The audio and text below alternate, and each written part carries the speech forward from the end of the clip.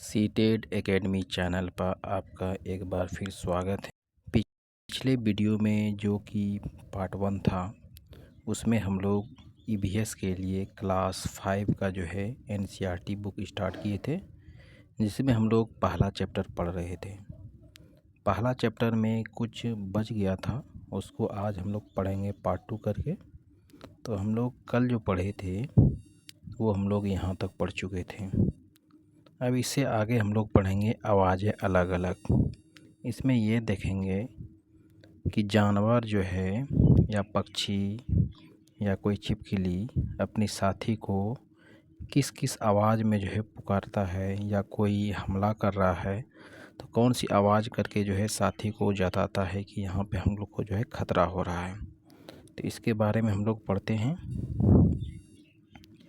आवाज़ें अलग अलग।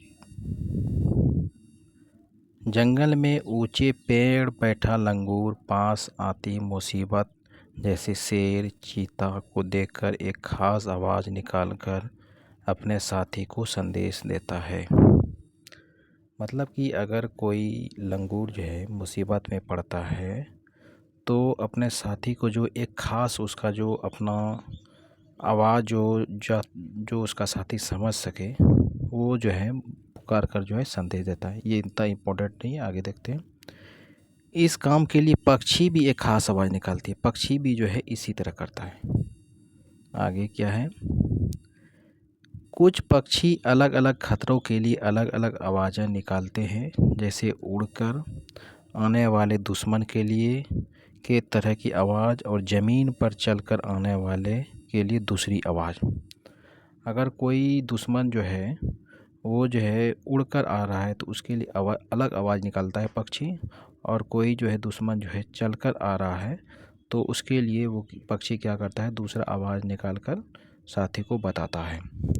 इस तरह मछली खतरे की चेतावनी एक दूसरे को बिजली तरंगों से देती है। ये इम्पोर्टेंट है, ये सीटेट में एक बार आ चुका है कि मछली जो है किस प्रकार जो है एक दूसरे को जो है वो जो है संदेश पहुंचाती है। तो किसके द्वारा, बिजली तरंगों के द्वारा जो है वो अपनी चेतावनी को, अपनी खतरा को जो है दूसरे को बताती है। आगे हम लोग जाते हैं।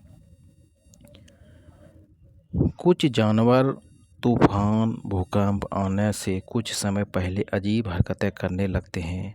जो लोग जंगल में रहते हैं और जानवरों के इस व्यवहार को समझते हैं वह जान लेते हैं कि भूकंप आने वाला है या कुछ अनहोनी होने वाला है। आगे क्या है, आगे है सन 2004 में दिसंबर में आए सुनामी से कुछ समय पहले जानवर अजीब व्यवहार और उनके द्वारा चेतावनी भी आवाज़ों को अंडमान की एक ख़ास आदिवासी जाति समझ गई थी। इसमें बोल रहा है कि दिसंबर 2004 में जो है एक अंडमान निकोबार द्वीप है जो भारत के किस साइड में है, दक्षिण और पूर्व साइड में है। तो वहाँ पे जो है क्या आया था, वहाँ पे आया था भूकंप, सुनामी। तो उसी के बारे में बताया गया कि वहाँ पे जो जाति आदिवासी वहाँ पे जो रहता था तो जानवर अजीब व्यवहार जो वहाँ पे किया ना, भूकंप जैसे ही सुनामी आया तो उस जानवरों के व्यवहार से जो है वहाँ का आदिवासी जो है समझ गया। उन्होंने वह इलाका खाली कर दिया। इस प्रकार इस जाति के लोग सुनामी के कहर से अपनी जान बचा पाए। ये क्वेश्चन जो है बहुत इम्पोर्टेंट है।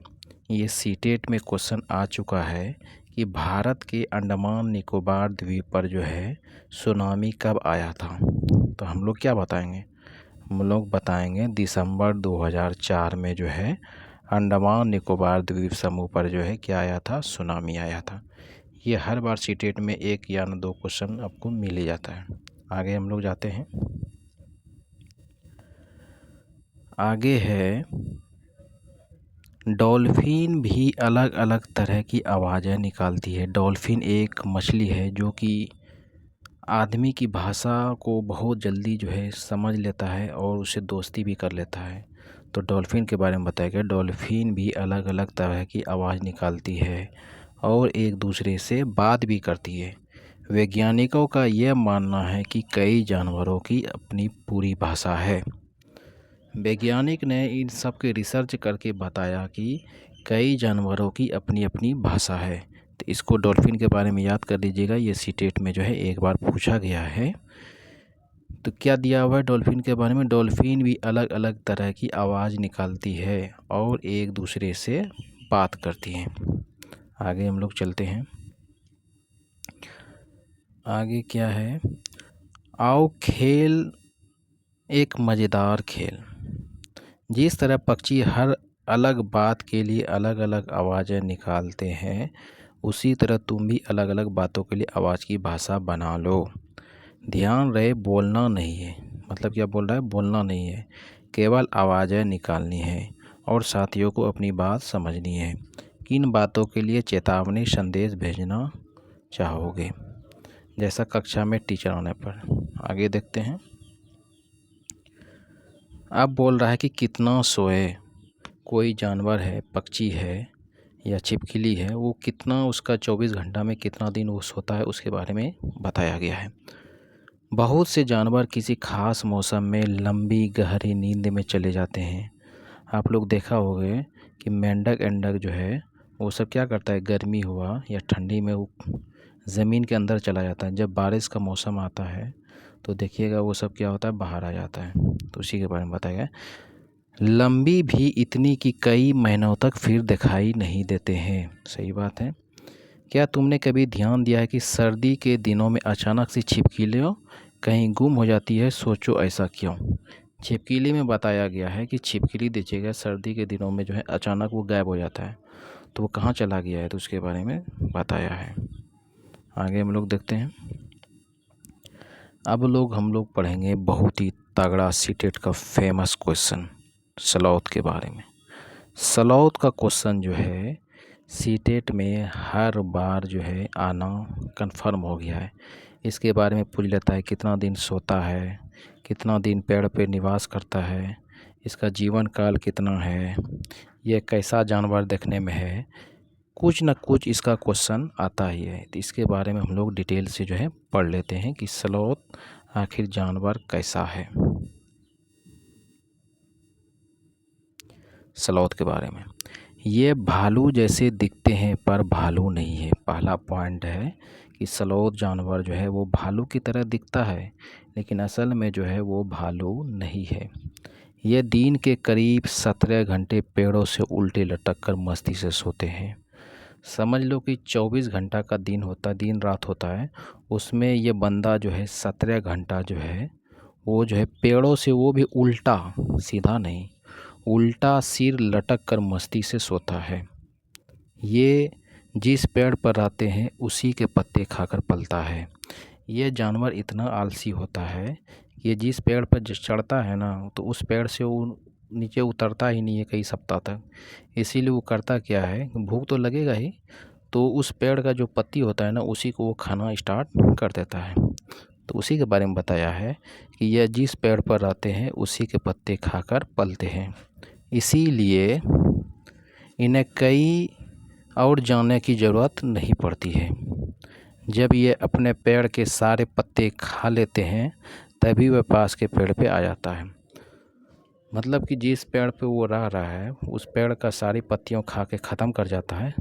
तब वो क्या करेगा, उसको तो भूख लगेगा, उस किसी तरह तो उसको रहना है, तो फिर जो है नीचे उतर कर दूसरे पेड़ पर चला जाता है।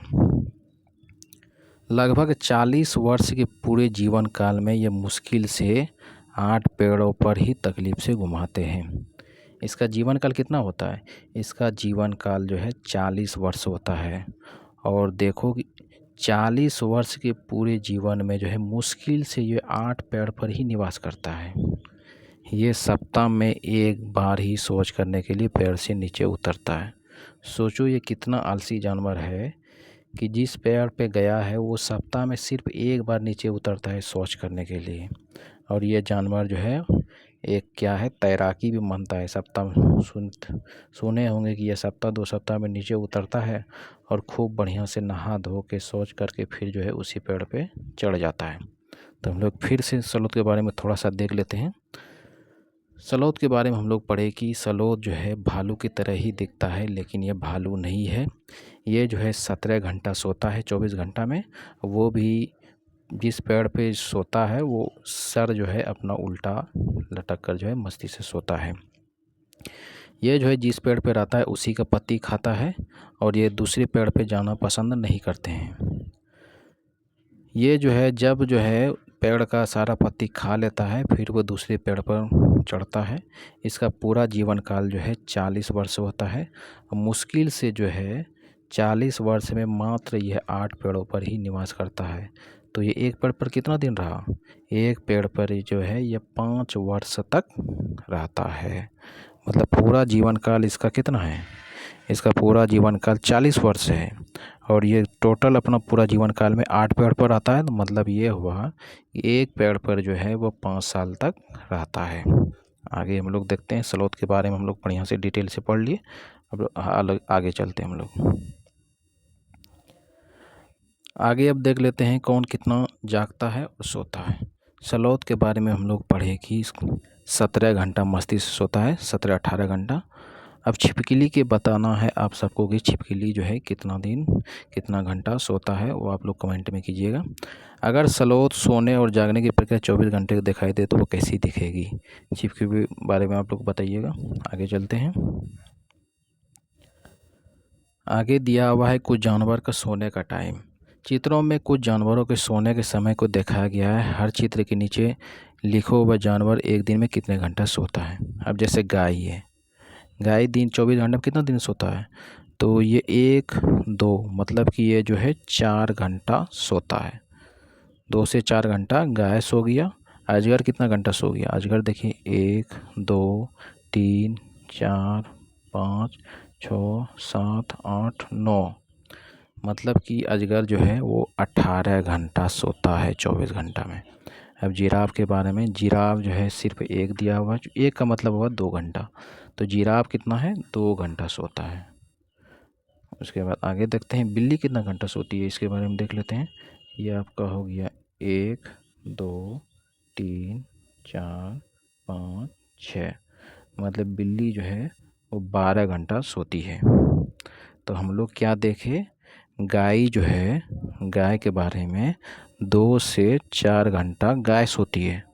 अजगर हो गया आपका 18 घंटा, जिराफ हो गया आपका 2 घंटा और बिल्ली हो गया आपका 12 घंटा। इसको याद रखना है। एक बार फिर से बता दें कि स्लोथ जो है वो 17 घंटा सोते हैं, गाय 2 से 4 घंटा, अजगर 18 घंटा, जिराफ 2 घंटा और बिल्ली 12 घंटा सोती है। आगे हम लोग याद हो गया, आगे हम लोग चलते हैं। आपने आसपास किसी जानवर को देखकर क्या तुम्हारे मन में कुछ प्रश्न उठते हैं? कौन से कोई 2 प्रश्न बनाओ। आगे हम लोग चलते हैं और नीचे की ओर। जानवरों के सोने और जागने के समय को 24 घंटे में घड़ी में दिखाया गया। अब हम लोग जो है बाघ के बारे में पढ़ेंगे। बाघ के बारे में हम लोग जो है विस्तार से देखते हैं बाघ के बारे में क्या दिया हुआ है पॉइंट बाय पॉइंट। बाघ के बारे में पहला पॉइंट है, बाघ अंधेरे में हमसे 6 गुना बेहतर देख सकता है। इसके बारे में जो है रट लीजिएगा। बाघ जो है मनुष्य की तुलना में कितना ज़्यादा देखता है बेहतर? तो हमसे जो है 6 गुना ज़्यादा दूर देख सकता है। यदि हम जो है हम लोग मनुष्य जो है मान लो 200 मीटर मान लो हम देख रहे हैं, तो बाघ हमसे कितना गुना ज़्यादा देख जाएगा? 6 गुना मतलब 6 दूना 1200। मतलब ये हुआ कि बाघ जो है 1200 मीटर दूर जो है देख सकता है, यदि अगर हम 200 मीटर दूर देखें। तो पहला पॉइंट में यही दिया है। अब दूसरा पॉइंट देखते हैं। दूसरा पॉइंट है, बाघ की मूछें हवा में हुए कंपन को भांप लेती है। बाघ का मूंछ इतना पतला होता है कि वो हवा से जो है पता कर लेता है कि किधर से उसे शिकार की बिल्कुल सही स्थिति का पता चल जाता है। इससे अंधेरे में रास्ता ढूंढने में भी मदद मिलती है। बाघ का मूंछ इतना पतला होता है, अगर उसका कहीं शिकारी से आ रहा है तो वो मूंछ से जो है भांप लेता है हवा से जो है कि मेरा शिकार जो है किस डायरेक्शन से जो है आ लेता है, और वो अंधेरे में भी जो है शिकार को ढूंढ लेता है और रास्ता को जो है ढूंढने में मदद करता है। पहला पॉइंट हम लोग दूसरा देख लिए पॉइंट। अब तीसरा पॉइंट है कि बाघ अपने इलाके में मूत्र करके अपनी गंध छोड़ते जाते हैं। ये इलाका कई किलोमीटर बड़ा हो सकता है। एक बाघ किसी दूसरे बाघ के मूत्र की गंध को झट से पहचान लेता है। फिर उस इलाके में घुसना है या नहीं, ये तो बाघ की मर्जी है। इसमें दिया गया है कि कोई बाघ अगर किसी रास्ते पर जाता है तो अपना मूत्र के जरिए जो है वो अपना इलाका को निर्धारण करता है, और वो कई किलोमीटर का हो सकता है। अगर उस इलाके में अगर कोई दूसरा बाघ आया है तो उसके मूत्र की गंध से जो है झट से पहचान लेता है कि उसके इलाके में कोई दूसरा बाघ आया है। अगर वहाँ हम एंट्री करें या नहीं करें, उससे उसको जो है पता चल जाता है। तीसरा पॉइंट हम लोग ये देखें मूत्र के बारे में। चौथा पॉइंट है, बाघ मौके के अनुसार अपनी आवाज़ें बदलता है। बाघ भी जो है एक जानवर क्या करता है, अपना आवाज़ बदलते रहता है। गुस्से में अलग आवाज़, अगर गुस्सा आता है तो उसका अलग आवाज़। बाघिन को बुलाना है, उसका अलग आवाज़।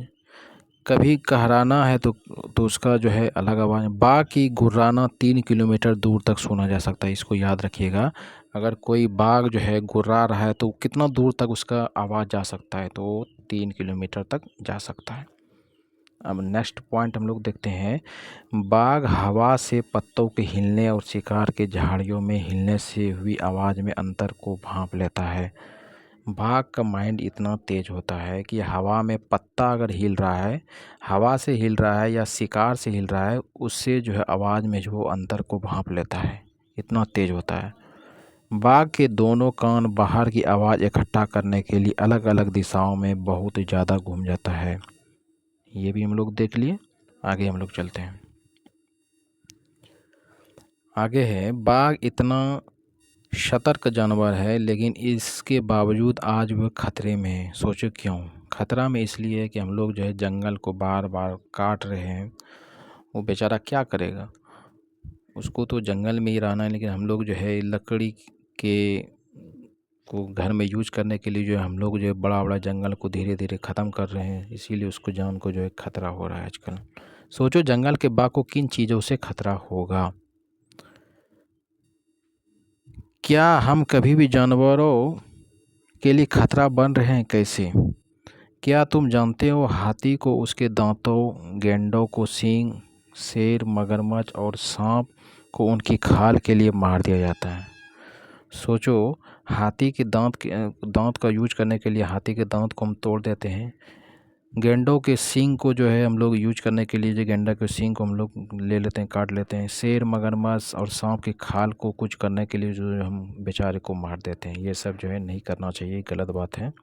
उसका भी ज़िंदगी है, उसको भी जान है, इसलिए हम लोग जो है इस तरह नहीं करना चाहिए। कस्तूरी हिरण को थोड़ी सी खुशबू के लिए जो है मार देता है। थोड़ा सा हम लोग खुशबू जो है यूज करने के लिए जो है कस्तूरी हिरण को जो हम लोग क्या करते हैं, मार देते हैं। ये भी गलत है, ये सब नहीं करना चाहिए। जानवरों को मारने वाले लोगों को शिकारी कहते हैं, और ये सब मारता कौन है? जो शिकारी करता है वो सब इस सब को मार देता है।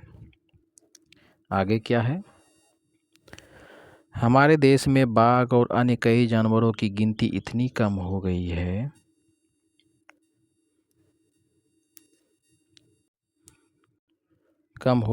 उन्हें लुप्त हो जाने का खतरा है। हमारे देश की सरकार इन्हें बचाने के लिए बहुत से जंगलों को सुरक्षा दे रही है। जैसे उत्तराखंड का जिम कॉर्बेट नेशनल पार्क, इसको याद कर लीजिएगा, ये सीटेट में आता है कि कॉर्बेट नेशनल पार्क कहाँ स्थित है। तो क्या उसका जवाब होगा उत्तराखंड। राजस्थान के भरतपुर ज़िले में भरतपुर ज़िला जो है राजस्थान में, वहाँ पे क्या है, एक घाना नेशनल पार्क है। इसको भी याद रखना है। इन जंगलों में जानवरों का शिकार माना है। यहाँ के लोग जानवरों या जंगल को कोई नुकसान नहीं पहुँचा सकते। वहाँ पे जो है जानवरों को मारना क्या है, मना कर दिया है। तो हम लोग यहाँ पे 2 पॉइंट इस जगह पढ़े कि जिम कॉर्बेट नेशनल पार्क कहाँ है, तो उत्तराखंड में। इसको रट लेना है कि जिम कॉर्बेट नेशनल पार्क कहाँ है, उत्तराखंड में। और घाना नेशनल पार्क कहाँ है, तो वो राजस्थान एक राज्य है, वहाँ के एक भरतपुर ज़िला है, वहाँ पर स्थित है। ये दोनों में से कोई ना कोई एक क्वेश्चन हर साल आता है कि बताओ कि ये नेशनल पार्क कहाँ है। तो आप जो है इसका पढ़ लिए, इसको याद कर लीजिएगा, इसको आप जो है बता दीजिएगा। आगे चलते देखते हैं। पता करो भारत में जानवरों की सुरक्षा के लिए ऐसे नेशनल पार्क कहाँ कहाँ, इसके बारे में जो पढ़ना है। और आगे हम लोग चलते हैं, इतना इम्पोर्टेंट नहीं है। तो ये जो पहला चैप्टर हम लोग का था क्लास 5 ईवीएस का, जो सीटेट के लिए हम लोग पढ़ रहे थे, ये जो है अब पूरा हो गया है। इसका पार्ट 1 वीडियो हम लोग डाल चुके हैं। अब ये दूसरा वीडियो है, इसको भी डाल देंगे तो आपका जो है पहला चैप्टर कंप्लीट हो जाएगा। फिर जो है दूसरे चैप्टर को नेक्स्ट दिन पढ़ेंगे। यदि आप सबको अच्छा लगा है तो इसको जो है सब्सक्राइब कर दीजिएगा, ताकि जो है और आदमी जो है इस चैनल से जुड़ सकें। धन्यवाद।